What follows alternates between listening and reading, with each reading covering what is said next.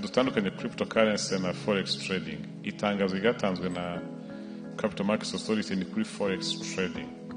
Iyi forex trading ni nko kuvunja bakoresheje ikoranabuhanga. Bitandukanye na cryptocurrency. Ntabwo ari cryptocurrency na amafaranga asanzwe na amadevize bagura bakagurisha. Ntabwo ari cryptocurrency. Ariko noneho nabyo ikintu icyo ari cyo cyose umuntu uwo ari we wese ugiye gukora ubucuruzi bugendanye n'amafaranga agomba kuba afite uruhushya rwatanzwe na Banki Nkuru y'Igihugu cyangwa rwatanzwe na Capital Markets Authority.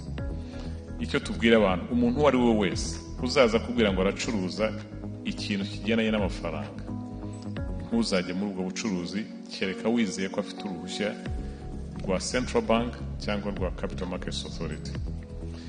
Ibyo ngibyo tubisobanurira abantu, ariko umuntu agatangira kubwira ngo ariko afite icyemezo cya RDB. RDB itanga ibyemezo by'abacuruzi b'urwego rwose. Nubwo abenshi bacuruza aya mafaranga cyangwa ari muri ibikorwa nk'ibya STT mwavuze, iyo bagiye kwaka icyemezo cya RDB nta nubwo bagaragaza ko ibyo bagiye gukora.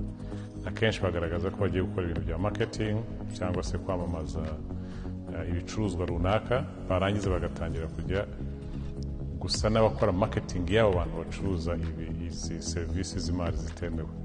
Ntabwo rero bivuze yuko buri muntu wese wafashe icyangombwa cya RDB ahita abona uburenganzira bwo gucuruza amafaranga.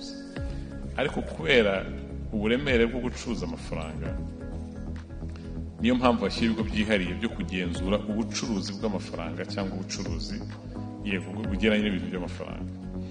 Nta muntu rero n'umwe wemewe gucuruza ibintu bijyanye n'amafaranga adafite icyemezo cya Central Bank cyangwa cya Capital Markets Authority. Ibya cryptocurrency byo nta n'umwe tubihera uburenganzira, nta n'uwemewe kubicuruza. Nujya kujyamo kubishoramo imari wowe ushatse kwihombera ku bwawe. Abantu bamaze igihe batwandikira barabyandika kuri Twitter bigiye bakantaginga ndabibona. Tugerageza gusubiza, Central Bank yagize kubasubiza, ariko ugasanga kwanza ushobora kuba harimo n'abo ngabo bashaka gukurura abantu muri ubwo buriganya.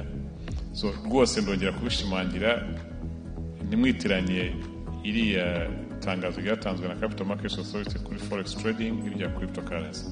Cryptocurrency nta regulation yabyo ihari n'uyu munsi, nta n'umwe wemewe kubikora ku mugaragaro. Ugiye kubijyamo ubwo ugiye gufata risk, ubwo wemewe kwirengera ingaruka zabivamo.